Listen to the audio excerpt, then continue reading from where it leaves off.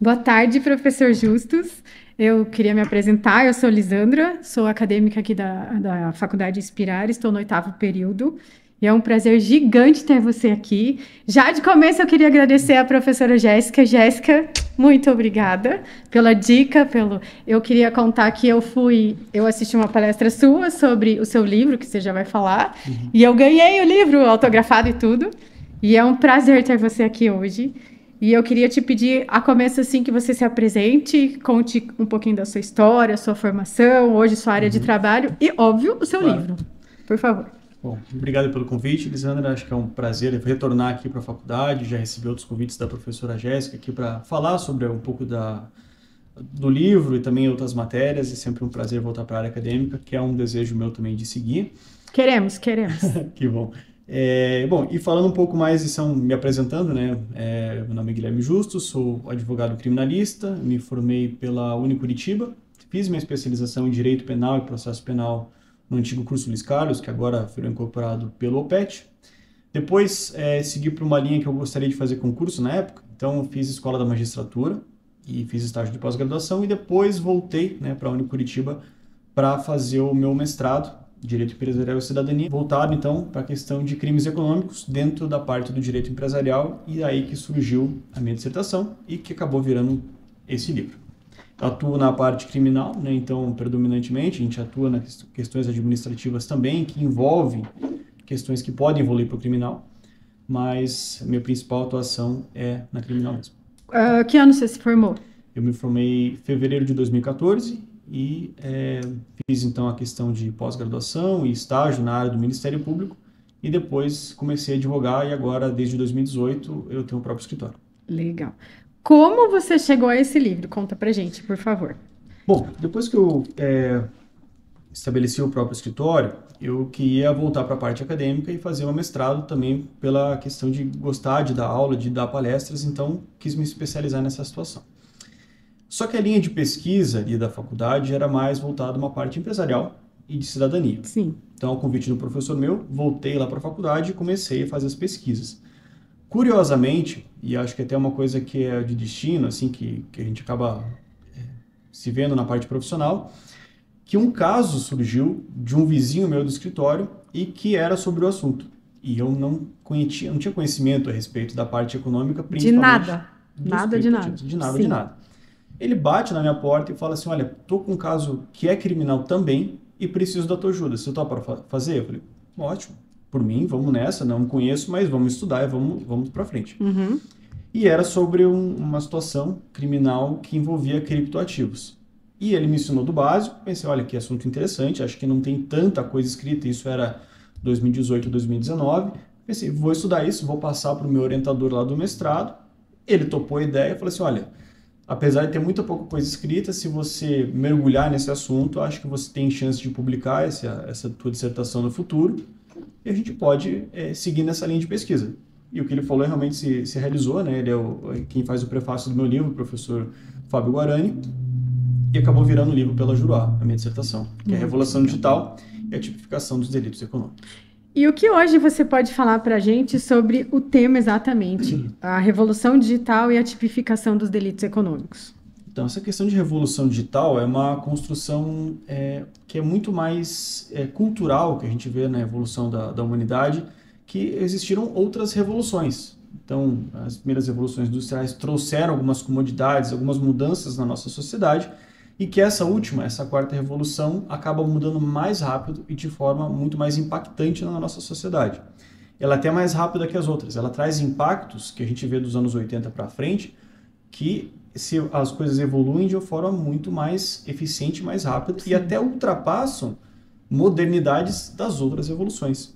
Então, a gente pode ver, por exemplo, acesso à internet que chega antes até do que o saneamento básico, por exemplo. Sim. E a gente vê como isso muda na nossa sociedade, traz mais impacto. E como tem coisas muito mais modernas, a gente acaba tendo que se atualizar em questões econômicas, em questões sociais e de consumo, senão a gente fica afastado da sociedade. A gente Sim. tem mudanças muito significativas de, por exemplo, de compras. A gente mora no Brasil, mas a gente consome produtos americanos, asiáticos, e que não tem mais tanto limite territorial. A gente antes era limitado a comprar o que estava na lojinha da tua cidade, no máximo do teu bairro. Na cidade, a minha avó ia para a cidade. Exatamente, a gente Né? tinha essa assim, olha, a mercearia é só aquela, a gente só Isso. vai consumir aquele tipo de produto, e hoje a gente tem acesso a todos os sites, assim, se tiver entrega pelo Sedex, enfim, qualquer outro tipo postal, a gente compra. A gente tem essa liberdade que até antes dos anos 80 a gente só ouvia falar. E olha lá. Então, por isso que a gente teve essa mudança econômica, e isso traz impactos em várias áreas da sociedade. Especificamente, como eu trago aqui no livro, uma questão de como é que os crimes são tratados a respeito dessa situação.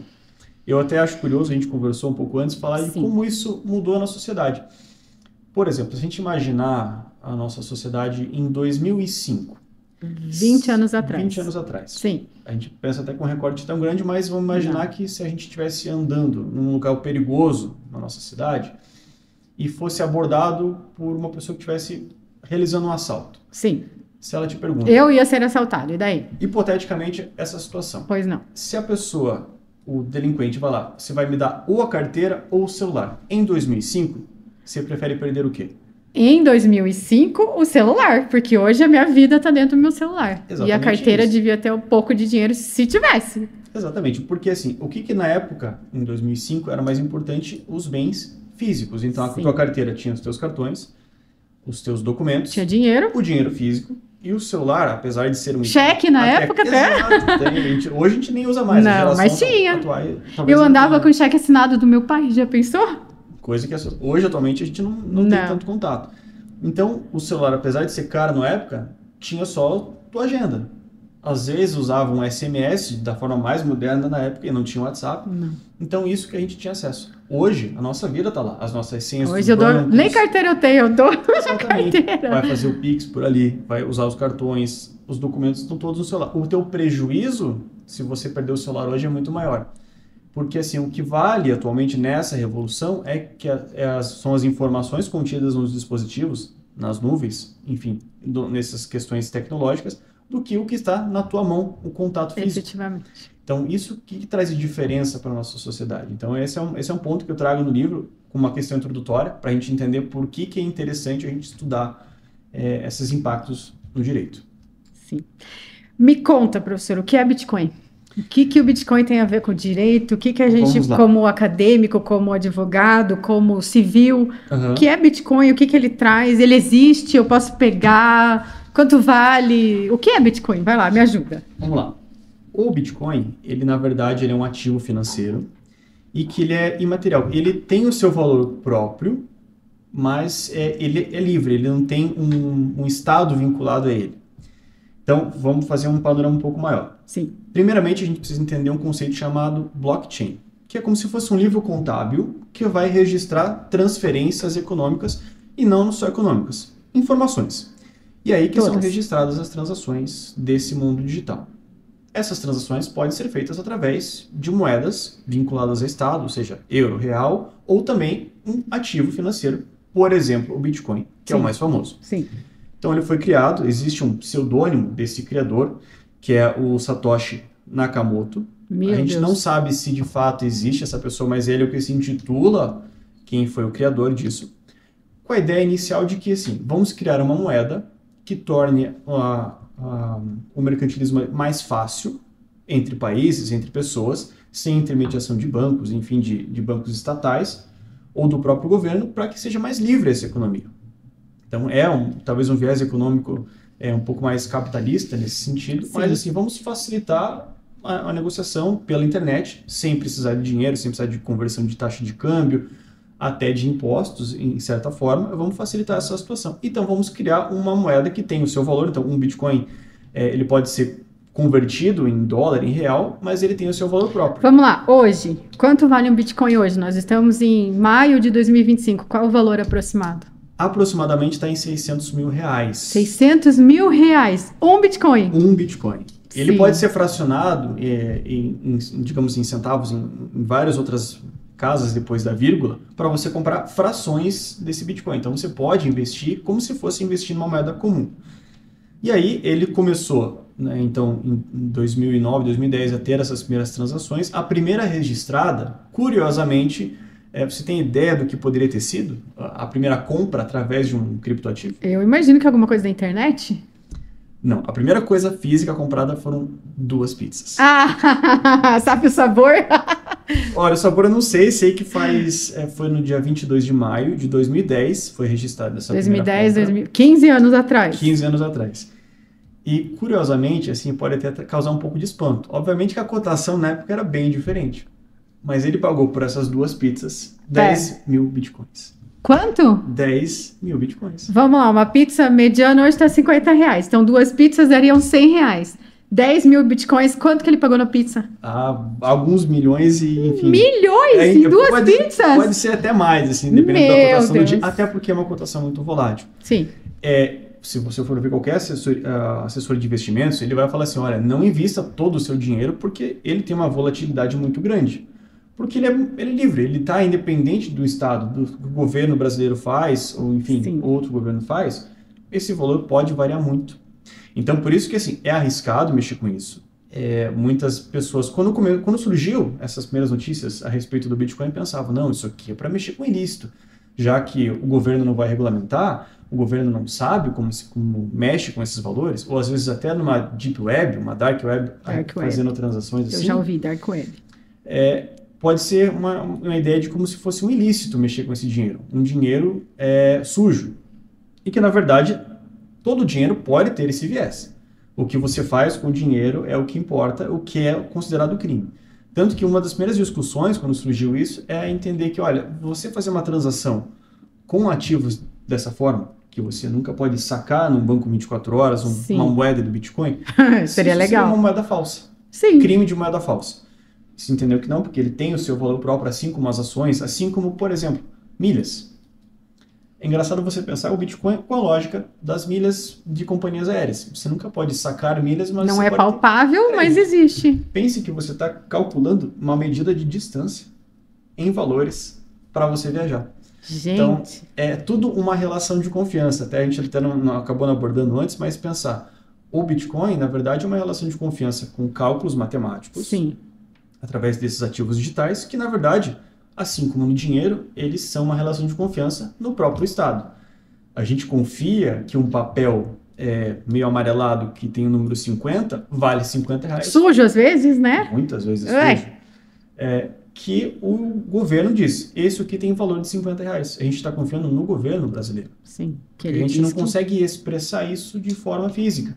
A gente não pode chegar no Itaú, no Bradesco, em qualquer outro banco e falar, tô aqui os R$50, me dá esse equivalente em ouro. Você vai ganhar 3 pozinhos de alguma coisa. A gente não tem olha mais lá. esse lastro. Então, assim, toda essa questão financeira tem uma relação de confiança.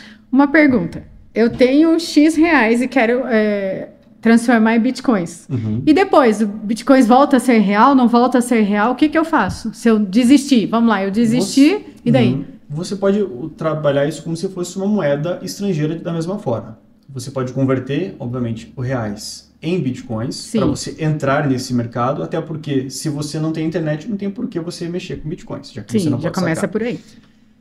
Claro, a cotação é muito variável, mas você pode mudar dos reais para o Bitcoin ou para qualquer outro criptoativo e fazer transações ali. Cansei da internet, estou achando muito arriscado a cotação, perdi dinheiro, posso converter de novo. Pode converter. As empresas, as exchanges que a gente chama, que são as corretoras, digamos assim, fazem essa conversão.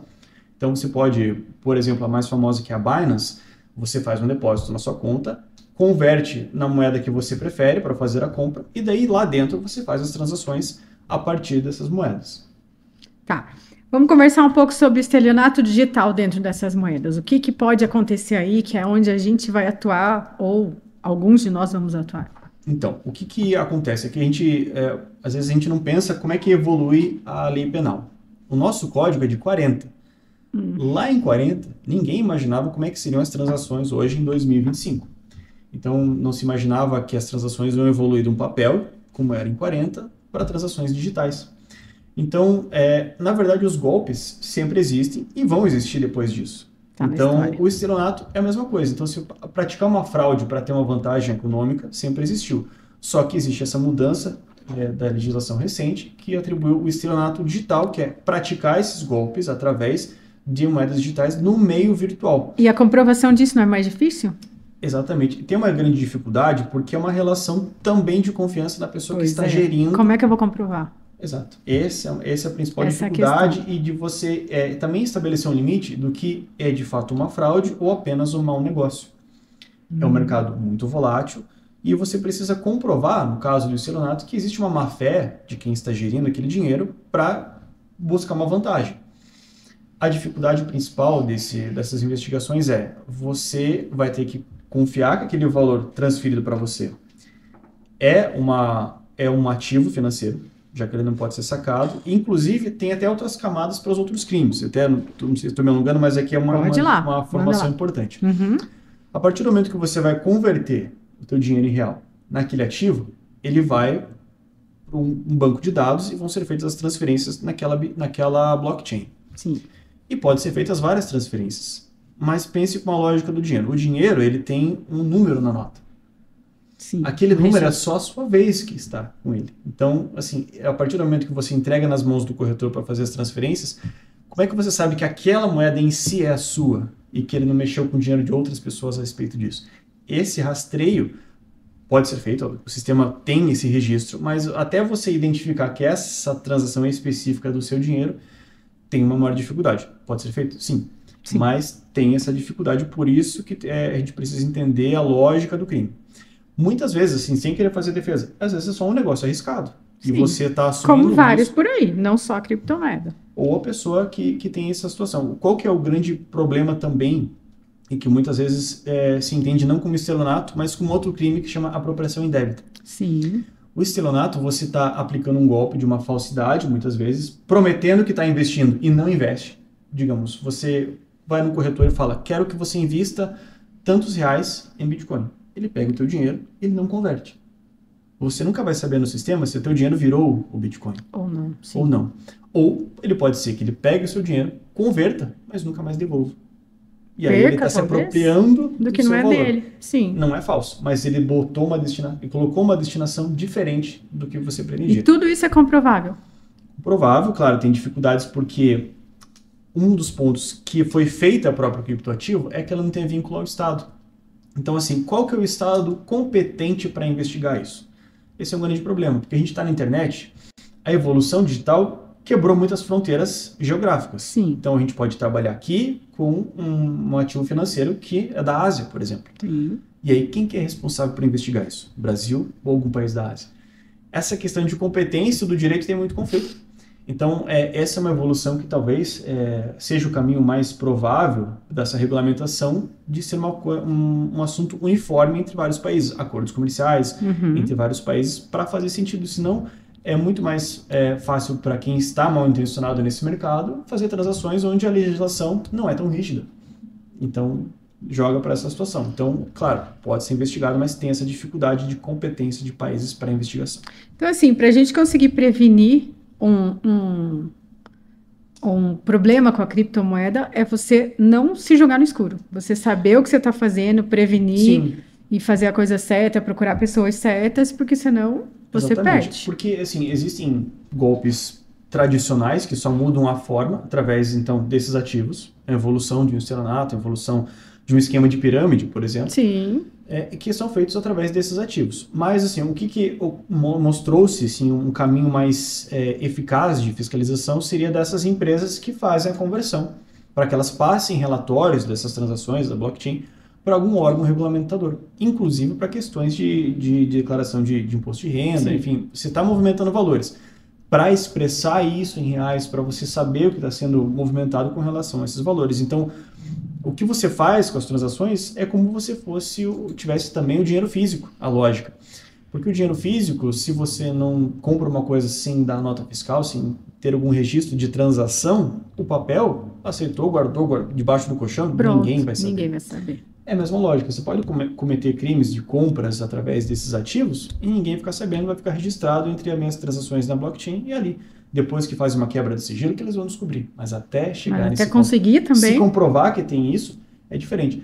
Então, assim, um dos principais casos e que iniciou investigações a respeito disso se chama Silk Road.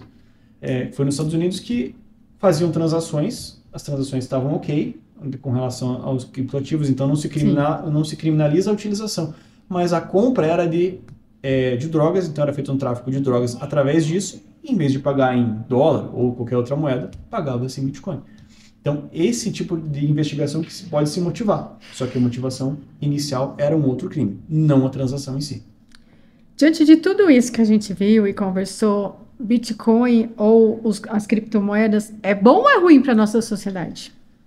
Eu acho que tem vantagens e desvantagens e, querendo ou não, minha posição é que ela é inevitável a um médio e longo prazo. Sim, concordo. Porque, assim, como a nossa sociedade está muito mais voltada a uma questão internacional de compras, de negociações, que a gente não está tão limitado nessa questão física, territorial, a gente vai precisar fazer negócios fora.